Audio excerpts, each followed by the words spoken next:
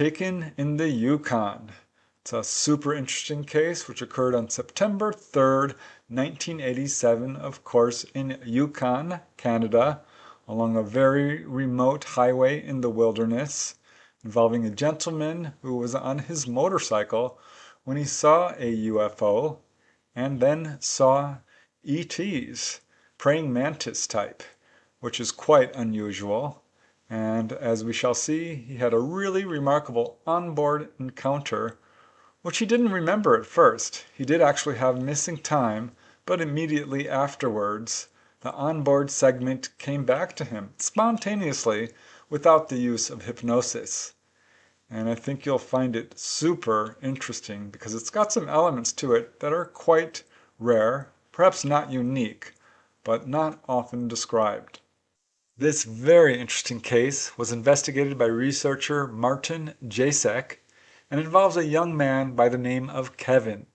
So he wants to remain anonymous, but Martin interviewed the witness thoroughly and calls him a, quote, very honest, sincere, and reserved individual, not at all the type looking for attention.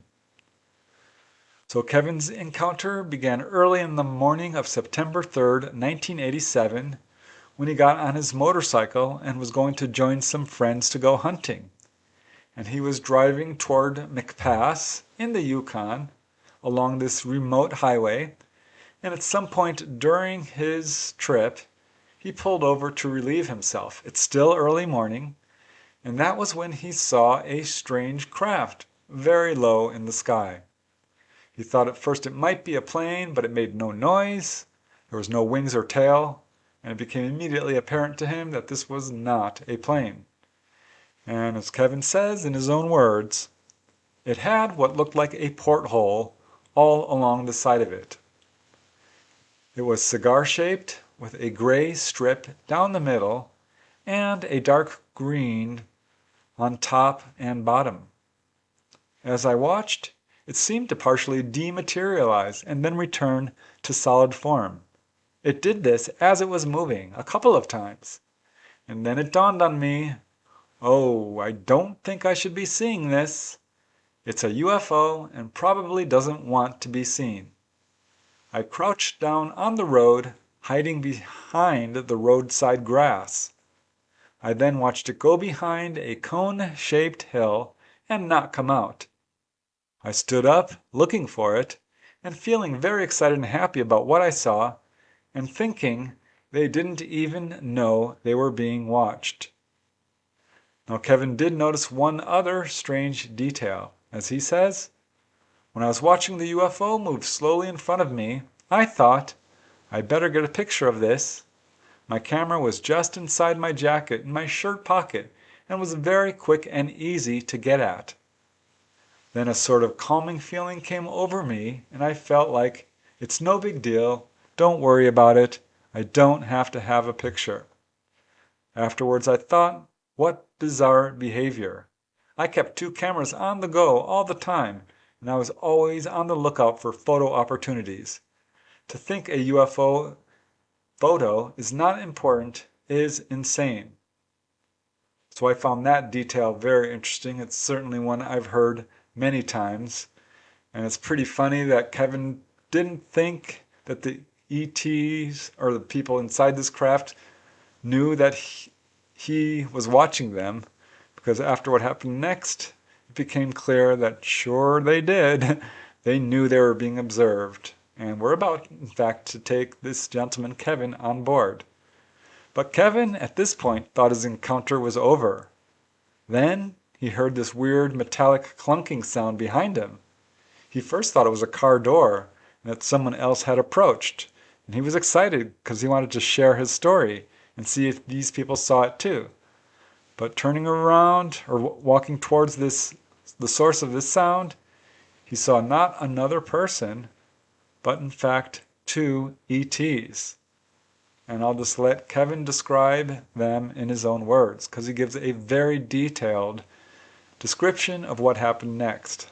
As Kevin says, and I quote, I came face to face, about 20 yards, with 2 gray creatures in blue jumpsuits, about 5 feet tall, with big insect-looking heads, pointy faces, big eyes, thin arms, bodies, and legs.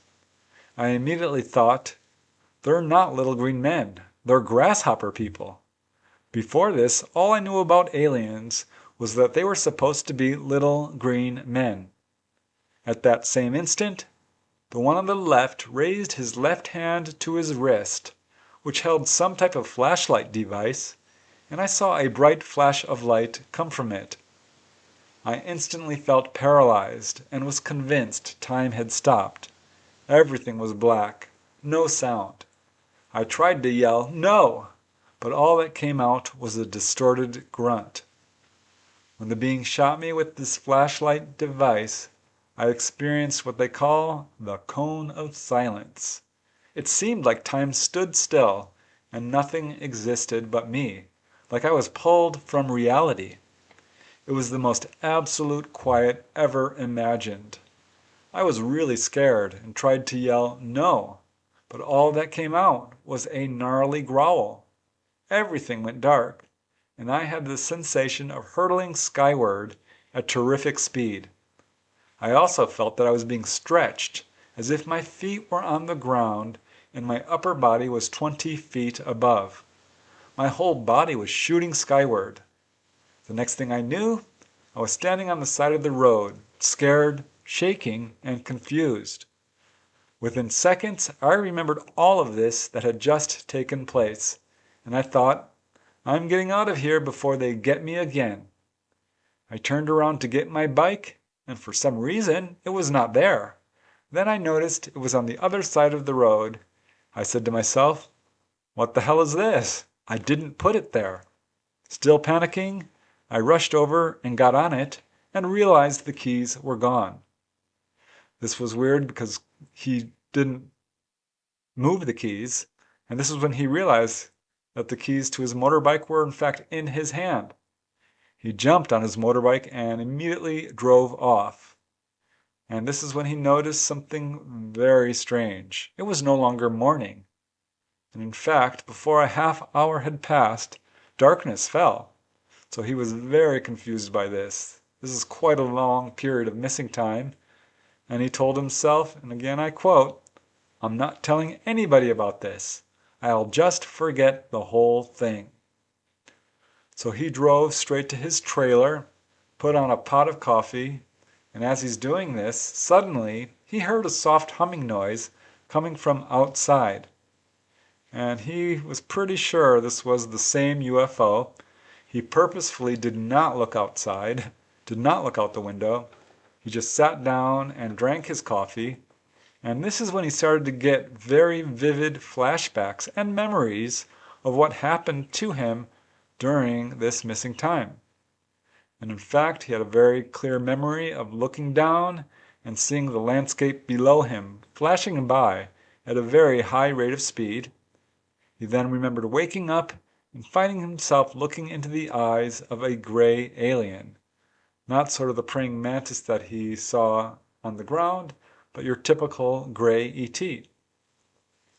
And I will just quote Kevin here at length, because boy, he describes a very interesting onboard encounter. As Kevin says in his own words, I could hear in my mind a voice saying, "There's nothing to worry about." I could hear him talking in my mind. There were 3 or 4 of these types walking around, but only one talked to me. The 2 I saw earlier on the road, I never saw again. I then sat up and had an idea of what might be going on, and I asked, "Are you going to do experiments on me?" And the one said, "They've already been done." I felt really good then because, except for a strange sensation in my hands, everything felt normal. I kept rubbing my hands together, but did not look at them, as there was a totally strange environment to look at instead. I experienced no discomfort. The being nearest me asked me if I would like to see my home planet, and I said, "Sure." I then walked over to the window where there was a machine that looked like a big copy machine. He asked me not to touch it. I replied, "Don't worry, I'm not touching anything in here." He then said, "That bright white star is your home." I didn't know anything about astronomy at that time, but I always thought Earth was blue, so right away I thought he's lying. He also explained to me about space and stars, etc., but I can't remember any of it now. I was also asked if I would like to go on a trip. I replied, not yet. I felt very honored to be asked, and I did want to go, but felt that the time was not right. Then I was told I would have to forget all of this. I was disappointed at hearing this. The first part of the experience was very scary, but once I was with them, I found them to be friendly, helpful, and their looks didn't bother me. They actually seemed like old friends. They gave me a clear glass, 3/4 full, with a yellow liquid, and said to drink it up. It would make me forget everything. I told them I did not want to forget an experience like this. It should be remembered. I was told it was for my own good that I forget. So I took 3 little sips and put the glass down. Next thing I know, I'm on the road by my bike, scared to death and wanting to get out of there. So that's his encounter in a nutshell. When Kevin got home, he did notice a strange sensation in his hands and looked down and saw a small scoop mark on each palm.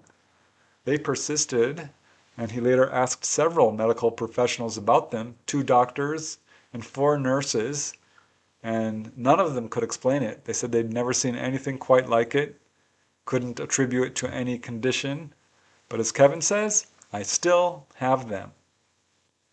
Kevin did feel the desire to share his story, but at the same time he was reluctant, not so much because of fear of ridicule, but because, as he says, every time I tell someone, I feel like I just broke a promise I made to them that I wouldn't tell anybody. This feeling may just be me, or it may be programmed into me to keep quiet. I don't know.